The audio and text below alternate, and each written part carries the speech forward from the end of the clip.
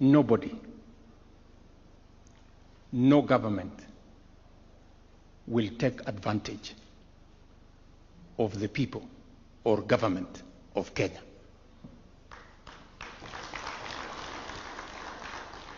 Let me repeat that again. Nobody and no government will take advantage of the people of Kenya as long as I am president, because I am clear what we want, I am clear where we must go, and therefore there is no equivocation of whatever that the agreement we signed can undermine the interests of the people of Kenya, including matters to do with our health data. The Office of the Attorney General, and she's here, went through the agreement with a tooth comb to make sure that when it comes to matters data,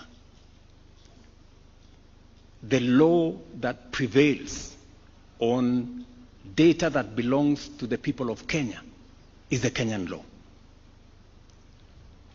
That is with clarity. And I also want to assure us that knowing the United States, not just as a friend of Kenya, but as a viciously democratic nation, they will not allow their officials to take advantage of us or any other country.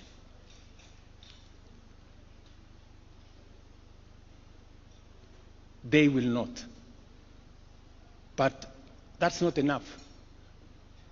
Much as they will not allow their own officials to take advantage of others, we will not allow ourselves to be taken advantage of by anybody.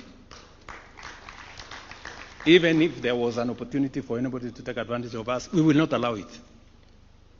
So, I just want to, because I know health is actually a shared responsibility in some way between the national and the county governments, and the resources that we have sought to assist us in this sector.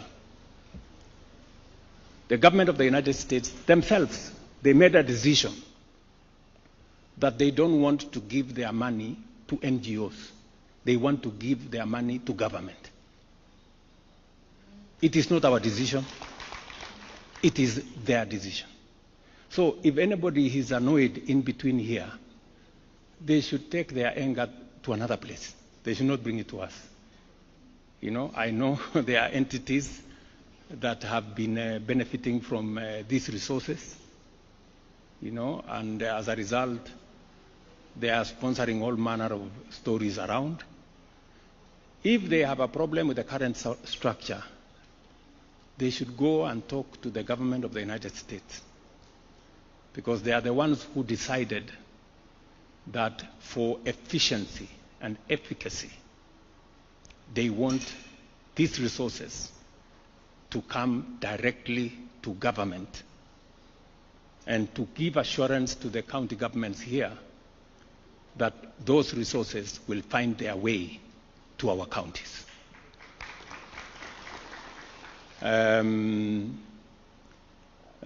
It is not me who said, it is the government of the United States that they did not want to continue funding the NGO industry. It is them who said. So, tafadhalini, please. Kama kuna mtu amekasirika kwa sababu, you know, walikuwa wanatengeneza pesa, sijui wako na maofisi kubwa kubwa, wanaendesha gari kubwa. Sasa mnatuuliza nini?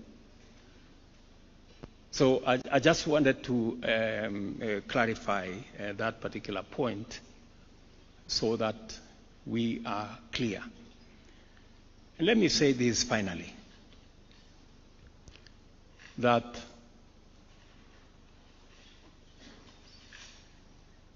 we have the capacity, to do the things and to protect the interest of our nation.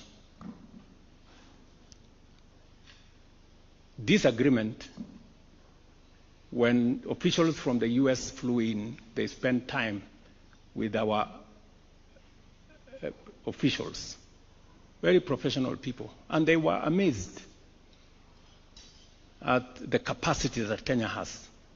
Some of the things that we do using our own public officials, others look for consultants to help them do it.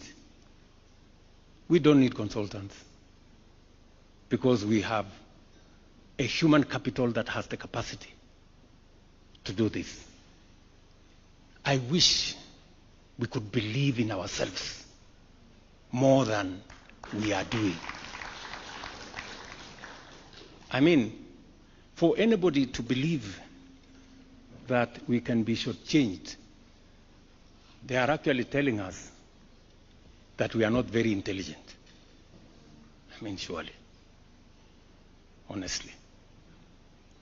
We should believe in ourselves, good people. We have what it takes to deal with anybody. So, and I am very proud of the relationship that we have with the government of the United States. It's a solid relationship. Many would want to ask, what is their interest in our country? Every country has their own interests. We have interests as a nation. Others have theirs. Just for the record, as I said, this is a strong relations between our two governments forged over many years.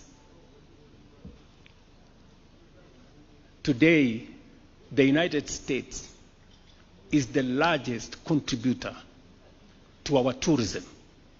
In fact, tourists from the United States have overtaken the traditional tourist markets. They have overtaken the UK, they have overtaken Italy. Today, as of statistics of last year, 306,000 tourists came from the United States, being the highest market. It speaks to the strong relationship between our country and the United States. If you go to the Nairobi Securities Exchange, the largest investors in our bonds and securities and shares at the Nairobi Securities Exchange are from the United States.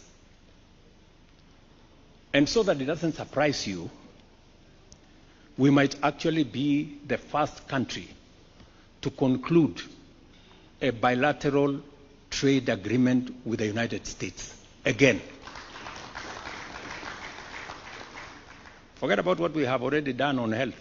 We might be the first ones to also complete our bilateral trade agreement with the US.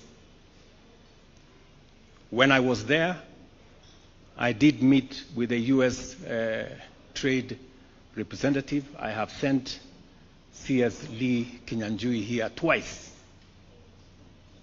to the United States. Why? Because the United States is an important market for us. We sell close to $800 million of goods to the United States. In fact, it is among the markets that we have kind of a balanced trade. And I have the undertaking of the US government that within early January, we will be the first country to conclude a bilateral trade agreement, even as we negotiate on the AGOA issues.